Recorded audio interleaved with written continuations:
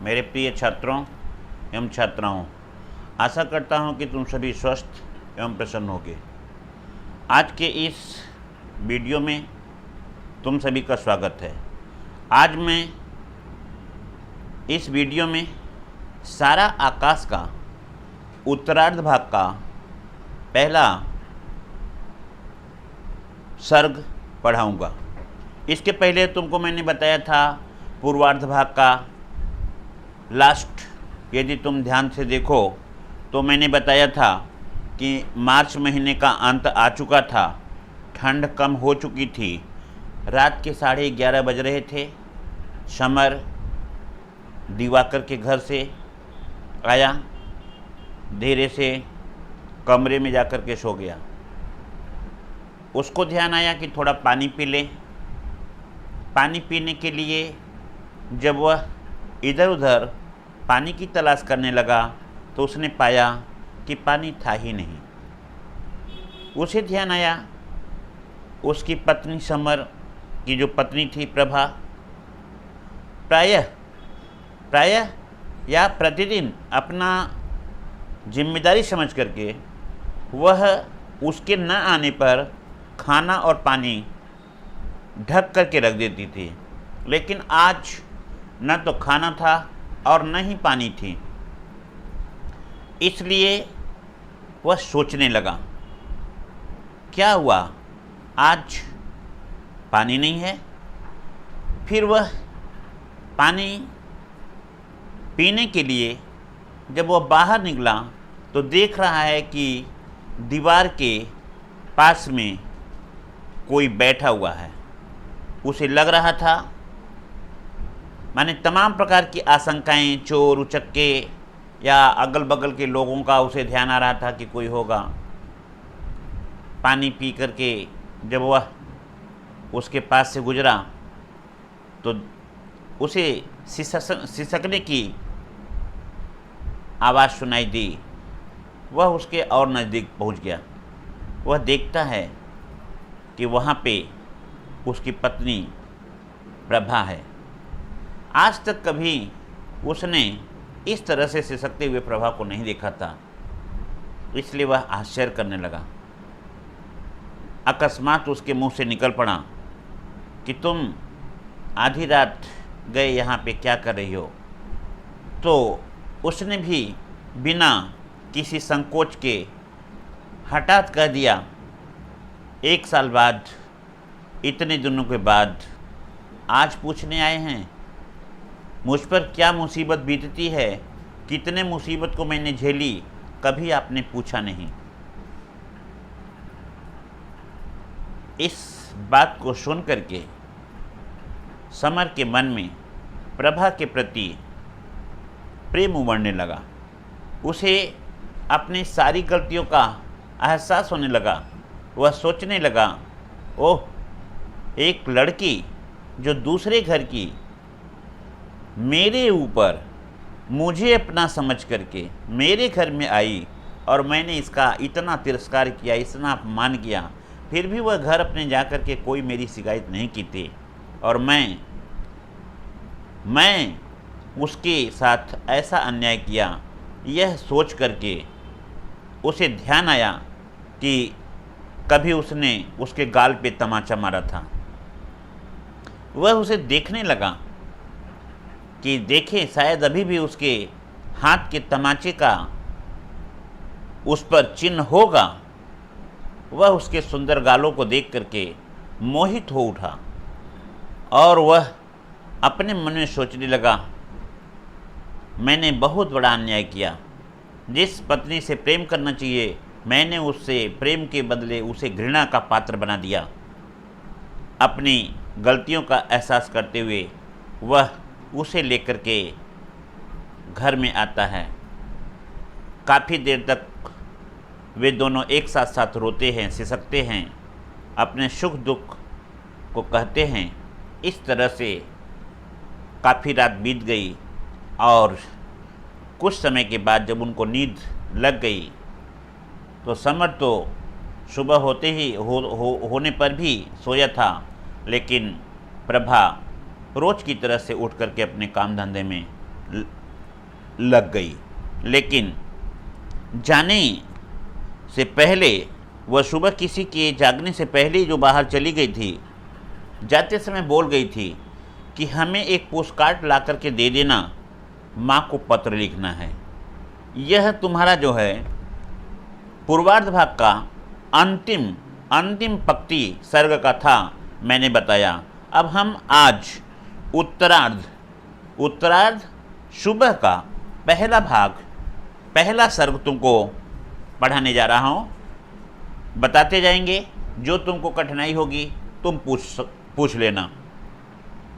जब सारा आसमान सलेटी रहता हो, बस पूरब में इस छोर से उस छोर तक छाया बैगनी, प्रकाश धीरे धीरे सुनहला पड़ता जाता हो, और फिर बीच दिशा के कोहरे के भारी भारी पर्दे इधर उधर सरका करके एक ज्योतिर्मय मुख बाहर झाँकने लगता हो, हवा में हल्की हल्की शीतलता बढ़ जाती हो, पास वाले पेड़ के पत्ते हिलने लगते हों और धीरे धीरे नगर जागने लगता हो, तो अपनी छत की मुंडेर के सहारे एक पाँव मुंडेर पर टिकाए उस क्षण को देखना और मन ही मन अनेक सतहों पर महसूस करना कैसा खुशी का, आह्लादकारी माने खुशी का अनुभव है।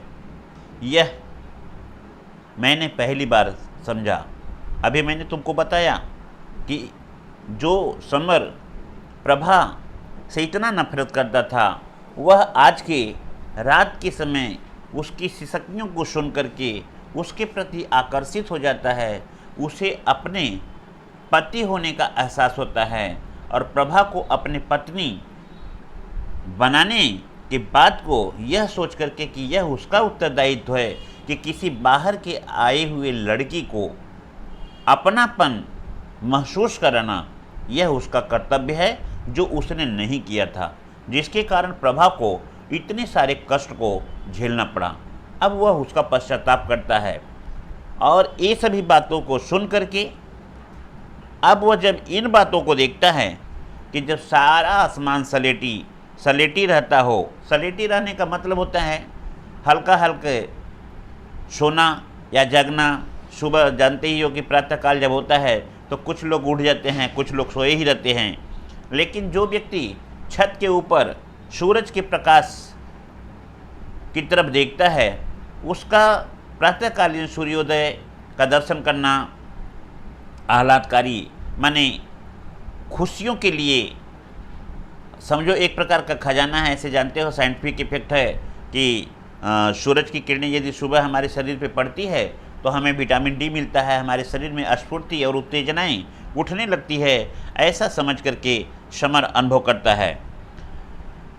समर को यह पहली बार लगता है, पहली बार देखा कि सूरज किस तरह धीरे धीरे उठता है। ध्यान देना, आज तक जब से प्रभा आई थी, सूरज कब उगता है और सूरज कब डूबता है समर को पता ही नहीं, क्योंकि वह अपनी पत्नी नफरत करता है अपनी पत्नी से। भाभी उसको चिढ़ाती है, भाभी उसको चिटकाती है, उसके लिए तरह तरह के ऐसे माने शब्दों का जाल बुन करके रखती है कि वह उससे नफरत करता था। इसलिए कभी उसने ध्यान अपनी पत्नी पर नहीं दिया। लेकिन आज जब उसे समझ में आ गया तो आज सूर्य का उदय उसे बहुत ही सुंदर लगता है। यहाँ पे सूर्योदय का मतलब एक बार और तुम समझना, यहाँ इनडायरेक्टली यह कहना चाहता है कि आज वह अपनी पत्नी प्रभा से मिल कर के आया है। प्रभा का मुखमंडल भी एक सूर्य की तरह से उसको दिखता है, इसीलिए वह कह रहा है कि आज का सूर्योदय कितना सुंदर लगता है। ध्यान देना, तुम सभी को मैं बता रहा हूँ कि जब तुम कभी भी अच्छे काम करोगे तो तुम्हें वातावरण अच्छा लगेगा। यदि तुम बुरे काम करोगे तो तुम्हें वातावरण बुरा लगेगा, या जिस किसी से बात करोगे या जहाँ कहीं भी जाओगे तुम्हें अच्छा नहीं लगेगा। इसलिए अपने मन को सुंदर बनाने के लिए, अपने मन में खुशियों को लाने के लिए तुम्हें अपने द्वारा अच्छे कार्य को करना चाहिए। दूसरों के प्रति अच्छे भाव रखोगे, अच्छे मन बना करके कार्य करोगे तो तुम्हें खुशियाँ मिलेगी। एक एक चीज़ को देखता है। ध्यान देना, आज वह पहली बार यह सब एहसास करता है। कभी लगता गोला तेजी से लट्टू की तरह चक्कर खाता हुआ उठ रहा है, कभी लगता वह बहुत धीरे धीरे लहरों पर झूमती हुई गेंद की तरह। यहाँ पे सूर्य की गोलाई की बात कर रहा है, ध्यान देना। ये जो सूर्य की गोलाई है वह उसके प्रभा के मुखमंडल की तरफ इशारा कर रहा है कि कभी कभी ऐसा लगता है कि उसमें से तेज ज़्यादा चमक रहा है, गोलाकार लट्टू की तरह से चमक रहा है, दिख रहा है। कभी कभी लगता है कि स्थिर हो गया है। तो एक एक चीज़ को देखता है और मन में कोई कहता, अरे मैं तो जानता ही नहीं था कि सूरज निकलने से पहले किरणें इस तरह उठती हैं। ध्यान देना, इनडायरेक्टली इशारा प्रभा के मुखमंडल की तरफ है कि उसे पता ही नहीं होता है कि पत्नी का मुखमंडल कैसा होता है, या पत्नी के साथ में यदि हम अच्छा व्यवहार करते हैं तो पत्नी का जो सुख होता है, पत्नी के किए गए जो कर्तव्य होते हैं प्रेम पूर्वक, वह क्या होता है, वह आज यह पहली बार उसने थोड़ा सा उसके गालों पे हाथ रखने से, वह तो देखना चाहता था कि जो उसने उसके गाल पे तमाचे मारे थे क्या उसका पड़ा हुआ है, लेकिन जैसे ही उसके गालों में उसका हाथ स्पर्श करता है उसे बहुत ही मनोरम, बहुत ही सुंदर उसके मन में भाव उत्पन्न होता है कि काश मैं उसके गालों पे न मार करके बल्कि उसके गालों को चूमा होता, गालों को स्पर्श किया होता तो आज कितना सुंदर होता। इस तरह से वह सूरज के रूप में उसकी बातें अपने मन में रखता है। सूरज निकलने से पहले किरणें इस तरह उठती हैं जैसे फव्वारे की धारियाँ उठती हो। सामने ऊंचे तिमंजिले मकान में एरियल का बांस सबसे पहले किरणों का स्पर्श हो पाता है। हर क्षण लगता है जैसे मुझे नया ज्ञान हो रहा है और इच्छा होती है कि कोई पास में खड़ा होता और ये इतनी सारी नई बातें उसे बताता चलता, उसे धीरे धीरे सूर्योदय दिखाता। अब उसके मन में एक प्रकार के प्रेम की उत्पत्ति हो चुकी है, इसलिए वह अच्छी अच्छी मीठी मीठी मधुर बातें सोचता है। लेकिन लगा जैसे जिंदगी में खुद मैं ही पहली बार सूर्योदय देख रहा हूँ। उन दिनों तो जाने किन अंधेरी कोठरियों में कैद था, देखता ही नहीं था कि मैं आसपास क्या हो रहा है। ध्यान देना, यहाँ पे जस्ट वही बात हो रही है कि वह अपने मन में महसूस कर रहा है, क्या मैं सूर्योदय आज देख रहा हूँ? क्या किसी ने सूर्योदय देखा ही नहीं था? यहाँ पे बात वही हो रही है कि आज ही उसने प्रभा के मुखमंडल को देखा है, अच्छी तरह से उसके रोते हुए चेहरे को देखा है। आज उसे लग रहा था कि मैं कितना उसके साथ में अन्याय किया, और इस बात को लेकर के वह काफ़ी उद्वेलित है। कभी सूर्य को गोले के समान समझता है, कभी सूर्य को चक्कर लगाते हुए लट्टू की तरह से समझता है, तो कभी स्थिर समझता है। लेकिन फिर एक बार वह कहता है कि आज तक वह किन अंधेरी कोठरियों में कैद था जिसके कारण से वह सूर्य को न देख सका। देखता ही नहीं था कि मेरे आसपास क्या हो रहा है। अब रोशनी में आया हूँ तो लगता है कि इतने दिनों अंधेरे में बंद रहने की झेप आंखें नहीं मिलाने दे रही है। ध्यान देना, जिस प्रकार से जब हम सूर्य को सुबह उगते हुए सूर्य को नहीं देखते हैं और एकाएक दोपहर को या जब सूर्य काफ़ी चमक जाता है तो उसकी तरफ जब हम देखने लगते हैं तो हमारी आंखें चौंधिया जाती है, हम सूर्य को देखने का उत्क्रम नहीं बना पाते हैं। ठीक उसी प्रकार से समर भी समझता है, समर आज पहली बार देखा है प्रभा के चेहरे को, इसलिए वह आज भी अब भी वह चेहरे को न देख पाना अपना वर्णन करते हुए कहता है कि मैं उसके साथ आंखें कैसे मिला सकता हूँ। यहाँ जहाँ सूर्य की रोशनी से आंखें मिलाने की बात अभी मैंने तुमको बताया, यहाँ प्रभा के चेहरे से सूर्योदय यहाँ के प्रभा का मुखमंडल है। जिस प्रभा को कभी उसने देखा नहीं, जिस प्रभा को उसने सताया, उस पर अत्याचार किया, उस पर तरह तरह की फब्बियाँ उड़ाई, आज वह उस प्रभा के मुख के सामने कैसे बात कर सकता है। यही यहाँ पे सूर्योदय के तेज का महत्व दिखाता है कि आज भी वह कैसे बात करेगा उससे। शायद अब तो घर वाले, ध्यान देना, कह रहा है कि मैं उन आरोप करती उलाहने भरी आंखों का सामना कैसे कर पाऊंगा। सबसे बातें करते हुए मुझे कितना संकोच होगा। शायद अब तो घर वाले, बाबूजी इत्यादि खुश हो जाएंगे। अब भाभी इशारे से डॉक्टर को दिखाने को नहीं कहेगी।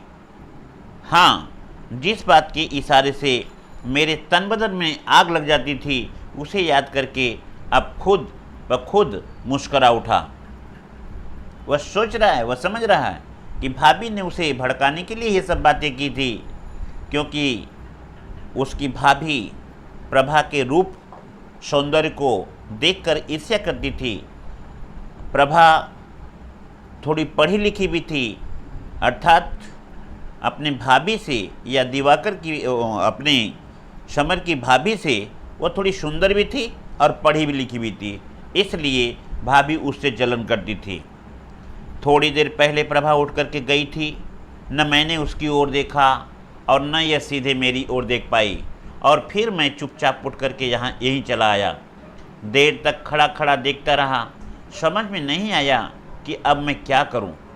लोग मुझे देखें इससे पहले ही मैं चुपके से उठ करके निकल जाना चाहता था।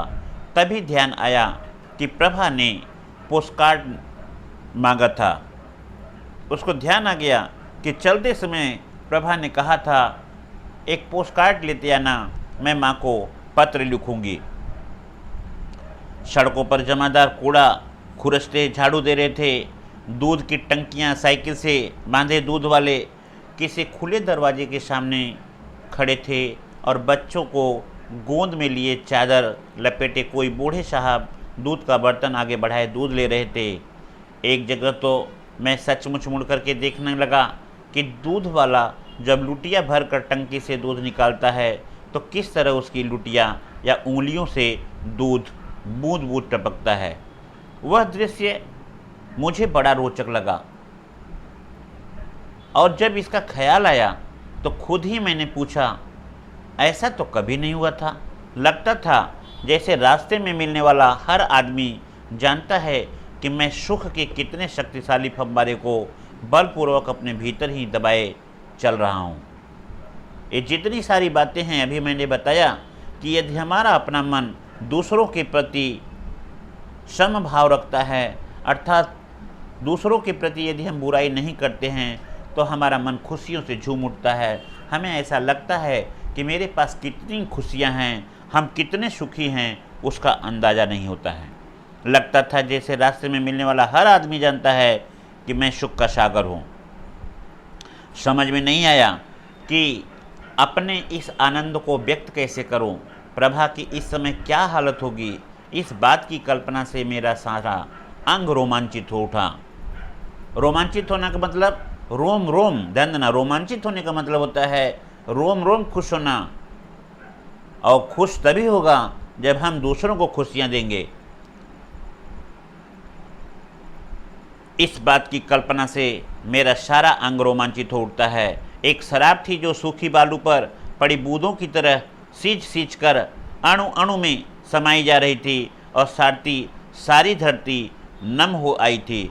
कितनी भीषण गर्मी, झुलसाने वाली लू धूप के बाद मैं स्वच्छंद निर्झर की शीतल शांति को युगों युगों प्यासे की तरह से पी रहा था। ध्यान देना, यहाँ पे बात कहने का तात्पर्य है कि जिस तरह से गर्मी के महीने में रेगिस्तान में या मरुस्थल प्रदेश में जब हवाएं चलती है तो शरीर को इतना तपा देती है लू से, इतना मन में कठिनाई होती है, इतना शरीर थक जाता है कि उसका जो है माने हम यदि उसको हम व्यक्त करना चाहें तो नहीं व्यक्त कर सकते, क्योंकि गर्मी के महीने का जो लू लगता है वह शरीर को थका देता है। लेकिन जब उसी लू के बाद ठंडी ठंडी हवाएं, शीतल हवाएं जब हमारे शरीर को स्पर्श करती है तो शरीर से निकला हुआ पसीना हमारे शरीर को और भी ठंडक पहुंचा देती है। आज यहाँ पे वही बात है कि समर इस बात को सोचता है कि उसने प्रभा को दुख दे करके अपने शरीर में कितना लू भर दिया है, अपने शरीर को कितना जो है कठिन बना दिया है। लेकिन आज प्रभा से थोड़ी सी बात करके, प्रभा का थोड़ा समाचार पूछ करके, उसके गालों पर स्पर्श करके, उसके गले में अपने हाथ को, अपने बाहों को डाल करके जो आनंद पाया है, वह ऐसा लगता है जैसे उसके तप्त शरीर को शीतल हवा सुखद बनाती है। यहाँ यही तात्पर्य इसका हो रहा है, ध्यान देना। खूब खूब जोर जोर से आवाज़ें देने के बाद दिवाकर साहब ने जमाइयाँ लेते हुए दरवाजे से मुंह निकाला। क्या है, रात को 11 बजे गया और फिर सुबह 7 बजे ही आ धमका।